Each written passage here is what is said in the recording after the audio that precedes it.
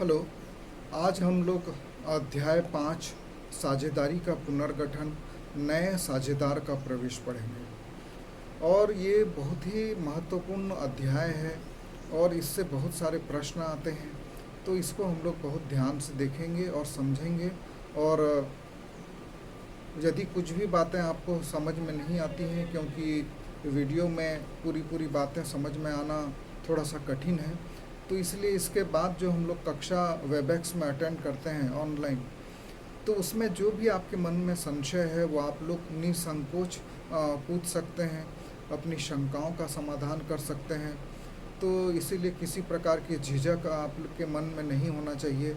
और चूंकि ये बहुत ही महत्वपूर्ण अध्याय है, तो इसीलिए आपको इसको बहुत ध्यान से पढ़ना चाहिए। और मैं ये भी चाहूँगा कि जब भी आप वेबएक्स में क्लास अटेंड करते हैं, उसके पहले वीडियो को ज़रूर देख लें, थोड़ा सा किताब से भी आप लोग अध्ययन कर लें, तब और ज़्यादा अच्छे से आप लोगों को समझ में आएगा। तो आइए आज देखते हैं कि नए साझेदार का प्रवेश क्या है। तो इसके लिए कंपनी अधिनियम 1932 की धारा 31(1) में एक महत्वपूर्ण बात लिखी हुई है कि नया साझेदार तब तक साझेदारी में प्रवेश नहीं कर सकता जब तक कि सभी साझेदारों में इसकी सहमति न हो। अर्थात सभी साझेदारों की सहमति से ही नए साझेदार को फर्म में प्रवेश दिया जा सकता है। और जब वो नया साझेदार बन जाता है, तो बनने के बाद वो फर्म के सभी कार्यों के लिए उत्तरदायी होता है। लेकिन धारा 31(2) के अनुसार साझेदार बनने के पहले के कार्यों के लिए वो उत्तरदायी नहीं होता, परंतु साझेदार बनने के बाद के कार्यों के लिए वो उत्तरदायी होता है। अब इसका एक सबसे महत्वपूर्ण बिंदु देखेंगे, ये थ्योरी में भी परीक्षा में पूछा जाता है कि नए साझेदार की आवश्यकता क्यों होती है, क्यों नए साझेदार को हम अपना साझी बनाते हैं, उसका क्या औचित्य होता है। तो उसके कुछ कारण हैं, उसको हम लोग एक एक करके देखेंगे। और फिर से मैं आपको बता दूं कि अक्सर परीक्षा में थ्योरी प्रश्न में ये प्रश्न पूछा जाता है कि नए साझेदार के प्रवेश की आवश्यकता के 4 कारण या 5 कारण बताइए। तो इसलिए इसको आप लोग अपनी कॉपी में भी लिख लें और याद भी कर लें। तो पहला जो कारण है वो है पूंजी की प्राप्ति।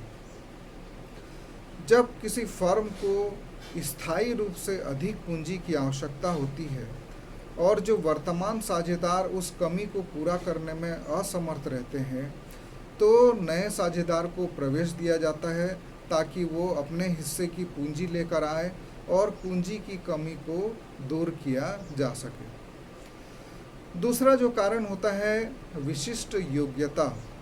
यदि फर्म को ऐसा लगता है कि उसको किसी विशिष्ट योग्यता या विशिष्ट ज्ञान या किसी व्यक्ति की विशिष्ट सेवाओं की आवश्यकता हो, तो ऐसे व्यक्ति जिसके पास ये विशिष्ट ज्ञान हो, उसको साझेदार बनाया जा सकता है। तीसरा एक कारण है कि प्रतिस्पर्धा समाप्त करना। जब कोई व्यक्ति फर्म में प्रतिस्पर्धा करता हो और इससे फर्म को हानि होती हो, तो ऐसे व्यक्ति को फर्म में साझेदार बनाकर प्रतिस्पर्धा को समाप्त किया जा सकता है। और ये अक्सर आप लोग बाज़ार जाते होंगे तो देखते होंगे, दो आसपास के दुकानों में बहुत ज़्यादा प्रतिस्पर्धा होती है और प्रतिस्पर्धा के कारण वो अपना रेट कम करते जाते हैं ताकि उनकी बिक्री में वृद्धि हो। तो इससे दूसरे पक्ष को नुकसान होता है और जो कम रेट में बेचता है उसको भी नुकसान होता है। तो ऐसे व्यवसायी लोग क्या करते हैं, आपस में साझेदारी करके एक हो जाते हैं ताकि उनको अनावश्यक रूप से दाम कम ना करना पड़े।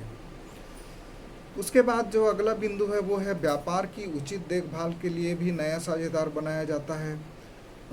क्योंकि जब हमको ऐसा महसूस होता है कि हमारे पास व्यक्ति कम है, व्यापार हमारा बड़ा है और ऐसे व्यक्ति कम हैं जो उसकी देखभाल करें, तो देखभाल करने के लिए भी हम नए साझेदार को बना सकते हैं। उसके बाद फर्म की प्रगति के लिए भी नए साझेदार को बनाया जाता है। कभी कभी प्रभावशाली व्यक्ति को साझेदार बनाया जाता है ताकि उसके नाम से हमारे व्यापार को फ़ायदा पहुँचे। उसके बाद यदि विदेश में कारोबार है तो वहाँ भी कारोबार संचालन के लिए किसी व्यक्ति को साझेदार बनाया जा सकता है। और जो आखिरी कारण है वो है निवृत्ति या मृत्यु की दशा में। जब किसी फर्म के साझेदार के अवकाश ग्रहण करने पर या उसके मृत्यु हो जाने पर यदि उस फर्म में एक ही व्यक्ति रह गया है तो वो नए साझेदार को प्रवेश देकर नया साझेदारी बनाया जा सकता है। उपरोक्त दशाओं में से किसी भी एक दशा में किसी भी व्यक्ति को शेष साझेदारों की सहमति से फर्म का साझेदार बनाया जा सकता है। अब हम लोग देखते हैं कि नया साझेदार तो बन गया, लेकिन उसको कौन कौन से अधिकार प्राप्त होते हैं इसको हम लोग देखेंगे। तो पहला अधिकार उसको प्राप्त होता है फर्म की परिसंपत्तियों में भाग लेने का अधिकार, अर्थात वो चूंकि साझेदारी हेतु नगद या वस्तु के रूप में जो स्वीकृत पूंजी है वो लेके आता है, इसलिए उसको फर्म की जितनी भी संपत्तियां हैं उस पर स्वयं अधिकार प्राप्त हो जाता है। दूसरा, भावी लाभों में भाग लेने का अधिकार भी उसको मिलता है। लाभ पाने का अधिकार उसको तब होता है जब पुराने साझेदार अपने लाभ में से उसे कुछ भाग समर्पित करते हैं, अतः भविष्य में उनका लाभ कम हो जाता है। इसकी क्षतिपूर्ति के रूप में नए साझेदार को एक अतिरिक्त पूंजी लानी होती है जो कि प्रीमियम या ख्याति कहलाती है, और जिसके बारे में हम लोग पिछले चैप्टर में विस्तार से पढ़ चुके हैं। अब तीसरा प्रश्न ये उठता है, हमने देखा साझेदार का प्रवेश के कारण, साझेदार के अधिकार, और अब तीसरा प्रश्न ये उठता है कि नए साझेदार के प्रवेश पर कौन कौन से समायोजन करने पड़ते हैं। और जो नए समायोजन करने पड़ते हैं वो है नए साझेदार द्वारा लाई गई पूंजी का समायोजन, नए लाभ हानि अनुपात का गणना करना पड़ता है, ख्याति का उपचार करना पड़ता है, संपत्तियों और दायित्वों का पुनर्मूल्यांकन करना पड़ता है, साझेदारों के पूंजी खाते का समायोजन करना पड़ता है, और पुरानी फर्म में उपलब्ध संचय, अवितरित लाभ और लाभ हानि का हस्तांतरण भी करना पड़ता है। और साथ ही साथ कुछ प्रविष्टियां भी करनी पड़ती हैं। जब कोई नया साझेदार नगद पूंजी लेकर आता है तो एक प्रविष्टि करते हैं हम लोग रोकड़ खाता विकलन नए साझेदार के पूंजी खाता से। और यदि वो पूंजी के स्थान पर संपत्ति के रूप में पूंजी लाता है तो उसके लिए हम लोग प्रविष्टि करते हैं संपत्ति खाता विकलन नए साझेदार के पूंजी खाता से। और ये जो अध्याय है इसमें एक पुनर्मूल्यांकन खाता बनाया जाता है, और पुनर्मूल्यांकन खाता से ही सारे प्रश्न शुरू होते हैं। तो इसीलिए मैं चाहूँगा कि आप लोग पेज नंबर 212 और 13 में जो संपत्तियों और दायित्वों का पुनर्मूल्यांकन है इसकी प्रविष्टियों को पूरा याद कर लें।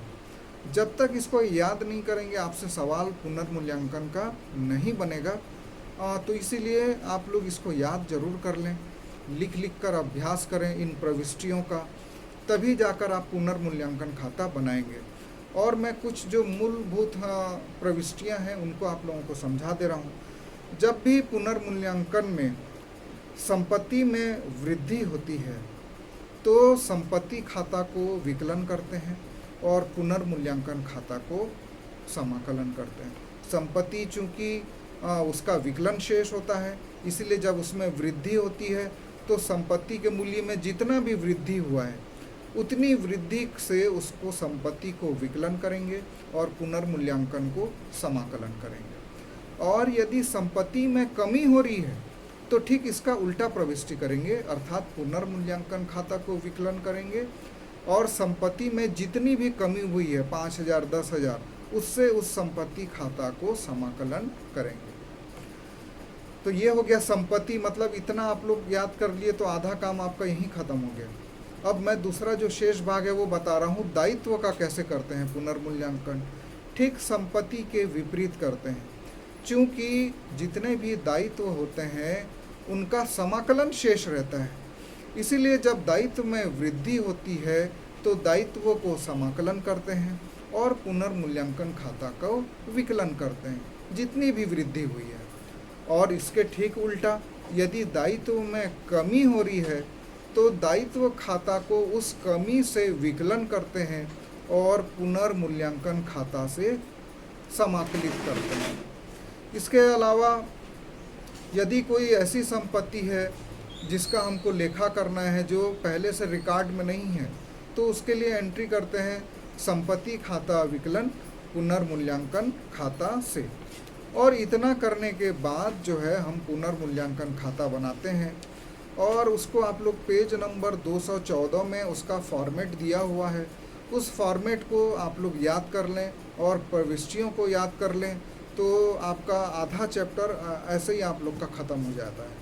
अब कल से हम लोग इसके जो क्रियात्मक प्रश्न हैं उनको बनाना सीखेंगे, जो उदाहरण के प्रश्न हैं उसको आप घर में स्वयं प्रयास करें।